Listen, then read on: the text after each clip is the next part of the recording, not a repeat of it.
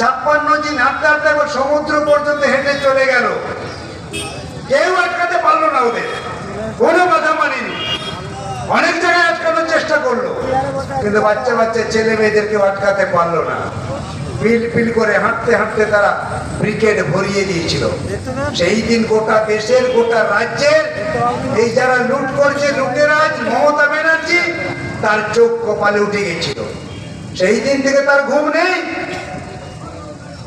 সেই দিন থেকে তার ঘুম চলে গেছে, আর রক্ষে নেই।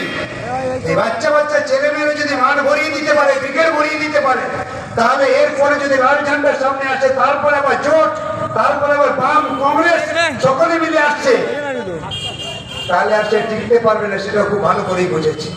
সেজন্যই বলছি, এবার জিতবেন আপনারা, এবার জিতবে গরিব, এবার জিতবে কৃষক, এবার জিতবে জোট, এবার জিতবে ছাত্র যুব, এবার জিতবে মহিলারা, এবার জিতবে আমাদের খেটে খাওয়া গরিব মানুষ। এই জয় কেউ রোধ করতে পারবে না। প্রতিদিন জিতছে, ইঞ্চিতে ইঞ্চিতে জিতছে। তাকে ভোট দেবেন আপনারা এবার নির্বাচনে? সন্দেশখালী মিনাকার মানুষ কি ভাবছেন আপনারা? বিজেপিকে ভোট দেবেন, তৃণমূলকে ভোট দেবেন? কি মনে হচ্ছে আপনাদের? কেউ কেউ হয়তো ভাবছেন এদিকে থেকে ওদিক থেকে গিয়ে গেলে হয়তো এবার কোন রকম উতরে যেতে পারে। আবার মাঝে মাঝে শুনি এখনো সময় আছে, লাল ঝান্ডার ঢেউ উঠেছে, জ্বর উঠছে, খুব ভালো, লাল ঝান্ডা থেকে খুব ভালো লাগছে, কিন্তু লাল ঝান্ডা বোধহয় এবার পারবে না।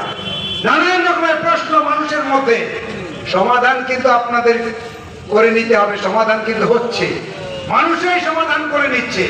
সেই জন্যই আপনারা আজকে দেখেছেন বসিরহাটের আজকে যে জনসমুদ্র হয়েছে, বিভিন্ন গ্রাম থেকে কেটে খাওয়া নেংটি পড়া মানুষ, তাদের ঘরে ছেলেমেয়েরা, কৃষক, ছাত্র, যুব, মায়েরা আজকের বসিরহাটে আজকে পড়েছে। বসিরহাটকে আর বিপদের মধ্যে রাখা যাবে না, বসিরহাটকে নিরাপদ জায়গায় আনতে হবে। তাই সমস্ত মানুষ আজকে সকালবেলা ভোরবেলা উঠে চলে গেলেন বসিরহাটে। বসিরহাটের মিছিল আপনারা দেখেছেন, বসিরহাটের সমাবেশ আপনারা দেখেছেন। মানুষ সিদ্ধান্ত নিচ্ছে, আর নয়। দেশটাকে দুর্নীতিমুক্ত করতে চাই, রাজ্যটাকে দুর্নীতিমুক্ত করতে চাই।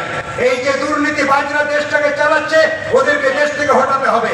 আর আমাদের রাজ্যে যারা গলা সমান দুর্নীতি করে আজকে জেলে আছে, তাদেরকেও এখান থেকে তাড়াতে হবে। এই দুটো শক্তি থাকলে গরিব মানুষের মুক্তি নেই। এই দুটো শক্তি থাকলে ছাত্র যুবরা খোলা আকাশের নিচে যতই অবস্থান বিক্ষোভ করুক না কেন, তাদের মুক্তি নেই।